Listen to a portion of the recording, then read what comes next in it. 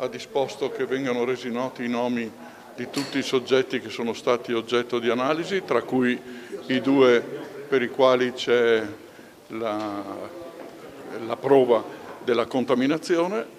Nessuna compatibilità fra le tracce di DNA rinvenute e quello di 63 persone, fra cui gli 11 indagati, ma 2 reperti sono stati contaminati. È quanto emerso al Tribunale di Trieste durante l'udienza di incidente probatorio sul caso Una Bomber per gli attentati compiuti fra il 1994 e il 1996 e dal 2000 al 2006 nelle province di Venezia, Treviso, Udine e Pordenone. Una seduta durata 3 ore in aula davanti al giudice per le indagini preliminari Flavia Mangiante, alla presenza degli avvocati delle parti e del pubblico ministero Federico Frezza. I periti Elena Pigli e Gianpietro Lago hanno illustrato i risultati della maxi perizia, 10.000 pagine, un lavoro iniziato più di 2 anni fa, dal quale emerge la conferma di quanto già anticipato nelle scorse settimane. Nessun risultato. Una bomber non ha nome e cognome. A prendersi la scena, però, è stata la contaminazione. Di 6 formazioni pilifere sui reperti, 4, 2 coppie di capelli, sono state attribuite a 2 soggetti, i cui nomi non sono stati resi noti alle parti. Si tratterebbe di 2 operatori delle forze dell'ordine. Si presume che abbiano lasciato inavvertitamente le loro tracce sui reperti già all'epoca del rinvenimento.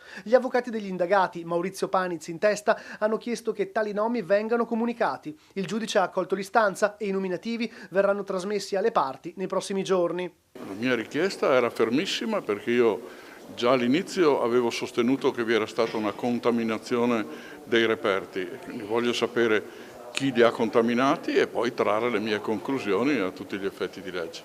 Nemmeno a noi avvocati è stato dato sapere, conoscere i nomi non solo dei nostri indagati, quindi vedere il loro nome associato agli esami sul DNA, ma anche i nomi di tutti i soggetti coinvolti per esclusione, cioè tutti coloro i quali avrebbero potuto nel corso degli anni contaminare questi reperti. Non solo non sappiamo chi ha stilato l'elenco dei possibili contaminatori.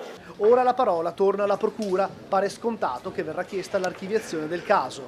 Questa è una vicenda che va nel dimenticatoio, speriamo presto e speriamo che possa ridare all'ingegner Zornita, che ha sofferto ingiustamente così tanto, un minimo di serenità.